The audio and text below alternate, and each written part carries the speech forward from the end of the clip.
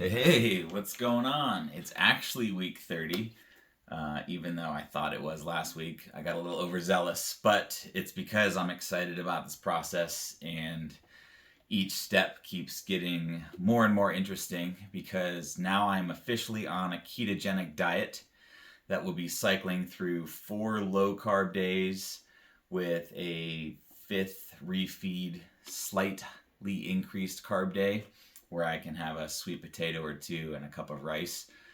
But in general, this week has been quite the learning curve because, well, first of all, the workouts we did this week were just insanely hard. The intensity and the volume was super high, and I'm pretty flabbergasted with how my body handled the load because I just didn't really think the lack of calories was going to allow my body to fuel. But when your body switches to a state of ketogenesis, you're burning fat for energy, and like I can almost feel it, like it tingles in my skin. I especially feel it when I'm lying in bed in the morning. You can kind of feel the skin has shrunk up and tightened up, and it has this very, very slight tingle to it, almost like a warming effect. And it just kind of feels like my body is feeding on the fat, which is exactly what it's doing. But I've never really had that sense of like knowing it's happening. I've done low carb diets to lean out in the past, but never to the extreme of where, the last couple meals of the day have 0 carbs. So it's been interesting dealing with the hunger. The first couple days I dealt with insomnia. I just didn't feel tired, or if I did happen to fall asleep, I couldn't stay asleep. So keto insomnia is actually a thing.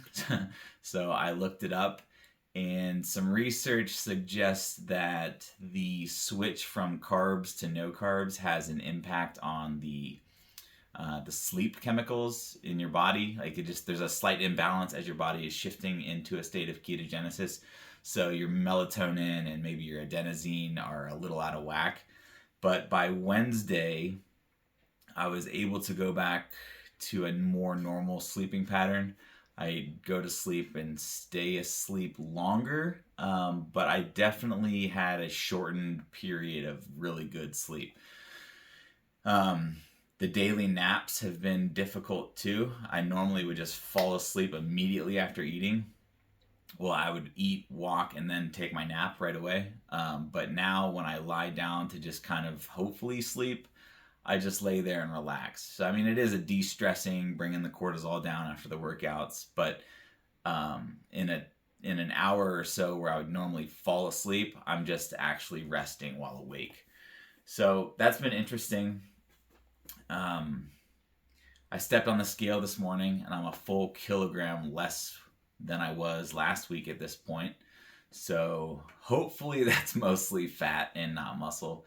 But it will also be the draining of glycogen and everything out of the muscles. So the muscles won't be as full with water and nutrients and everything while I'm in a low carb state. So that weight loss is probably mostly that, actually.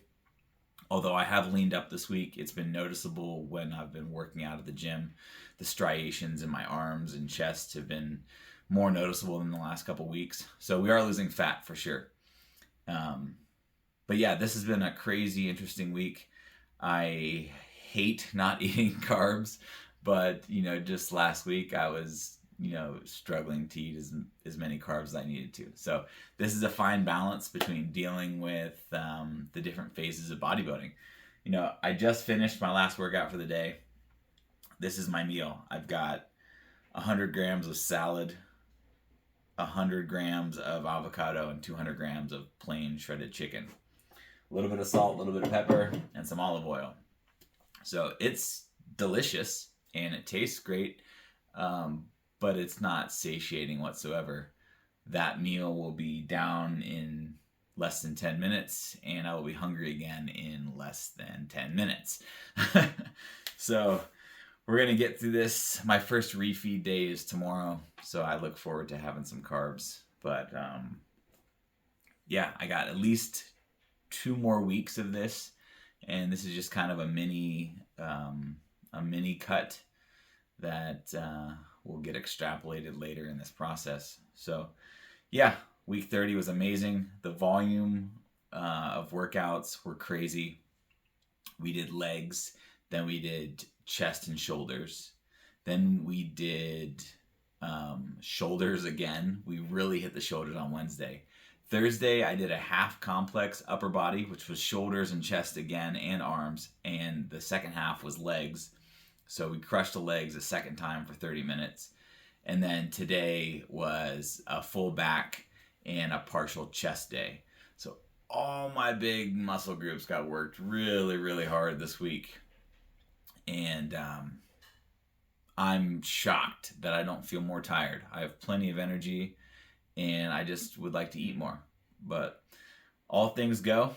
We're shredding up, staying strong, getting lean, getting big. Yeah, I'll do it again next week and let you know how that one goes. See you then.